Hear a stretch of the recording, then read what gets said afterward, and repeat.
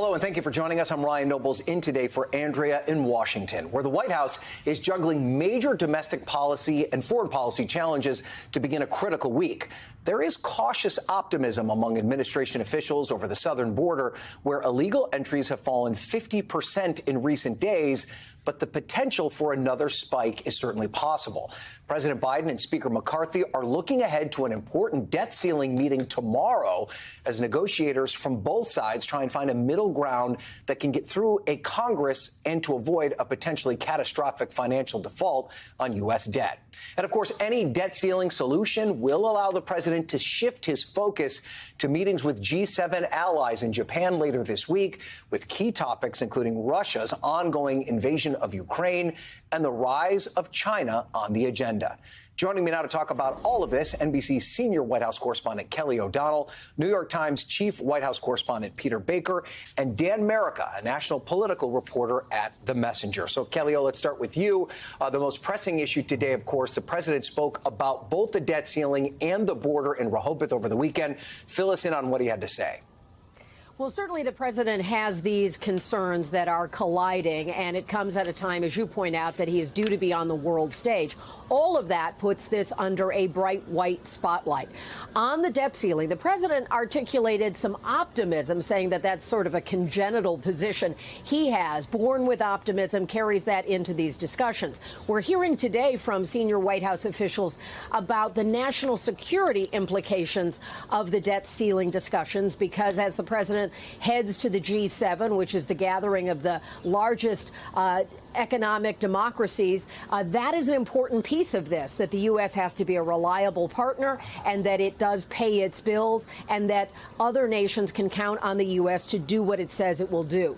So trying to put that piece of pressure of the national security concerns, which might have some sway in the conservative wing that Speaker McCarthy has to deal with, to make that case. And then, of course, the ongoing issues with the end of Title 42, that COVID-era policy that has affected the southern border, seeing what the administration has said is sort of the fruits of the preparation they made. At the same time, they acknowledge how difficult this situation is. The president even said to expect some chaos in the initial days. And some of the thinking may be that part of what is slowing this down, the numbers not as great as some had anticipated, is there may have been some crossing sort of baked in people's thinking, and also a sense that some of the migrants are trying to gauge how would the new policies, the new position of the U.S. government affect their own concerns. It's not quite the same as it was during COVID. So that may be a factor as well, right? Yeah. So, Peter, I think the president called himself a congenital optimist, which I think he thinks is a good thing. I think at least he's trying to present it as such. But how does this current debt ceiling standoff between President Biden and Speaker McCarthy compare to what we've seen in recent history for presidents like Obama and Trump? It didn't seem as though Speaker McCarthy had the same level of optimism when our Ali Vitale caught up with him earlier today. Is this a politically dangerous place for the White House to be right now?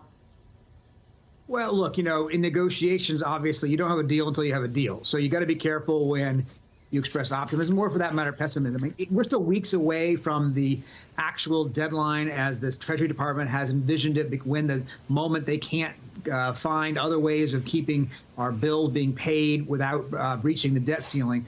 And you rarely see in Washington any kind of actual solution these days until you get right up against a deadline when you're looking at that cliff and you're about to fall over it. So, I'd be cautious about expecting any kind of breakthrough in a significant way in the next few days. Having said that, the fact that the president attributed good faith to the other side this weekend, he said that they do have a desire to come to a deal, is interesting, because that's something that's not been inconsistent with his messaging before, where he says that they just want to blow things up.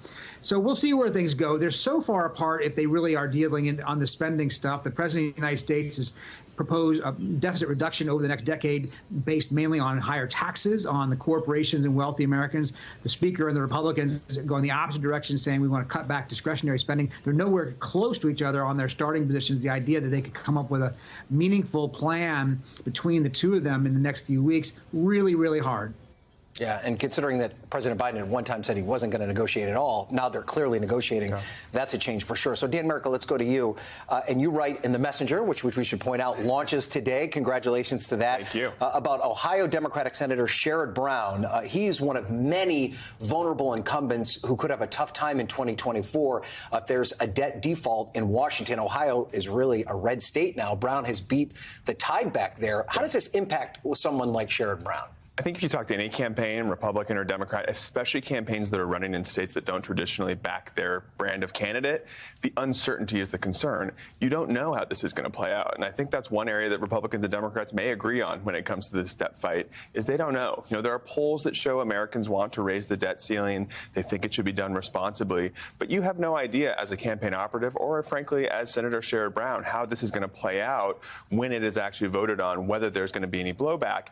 And the people who will feel it the most are candidates like Brown, who are in a state that have moved over time, that have moved away from him. And really, he is a blue dot on a red island. And he's a blue island in a red sea. You know, he is one of the only Democrat who has been elected statewide in that state for many years now. But I will say it is a long time until he will face voters. I mean, this is a 2024 election.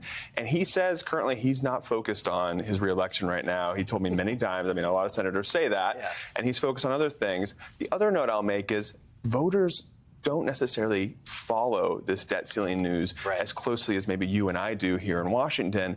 I spoke to a number of voters when I was with Brown in Ohio, and they noted way more points about Brown's personality, from the clothes that he was wearing to the way he spoke, than they did about policy positions that he was taking. And that's an important reminder. Voters, including a voter I spoke to who voted for Donald Trump 2 times and has voted for Brown throughout his career and plans to vote for him again, are far more focused on the way Brown speaks and what he says and his personality than maybe they are about how he votes on a debt ceiling vote. And, you know, that's one thing you can read in The Messenger. We have a number of other interviews with Donald Trump and Joe Manchin as well. So I got the whole spectrum covered. You know, you have to wonder, will they be thinking about the debt ceiling in the fall of next year, especially if there isn't a default? That, you know, could be a short-term There are going to be so many more issues that happen between now and then that I think will be more politically relevant. Right. So, Peter, quickly before we go, there's obviously an international component to all of this. This is the timing not necessarily great for President Biden as he heads abroad to Japan. You know, what message does this send to international leaders that the United States is dealing with this particular issue right now?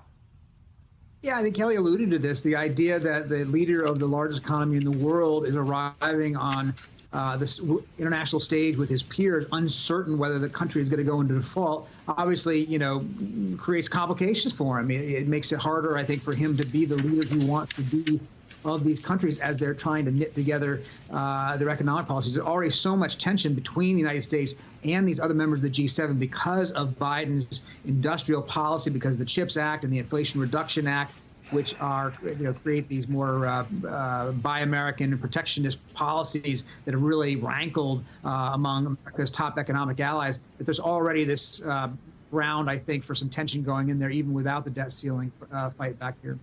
All right, great conversation as always. Kelly O'Donnell, Peter Baker, and Dan Merica, thank you all for joining me. We appreciate it.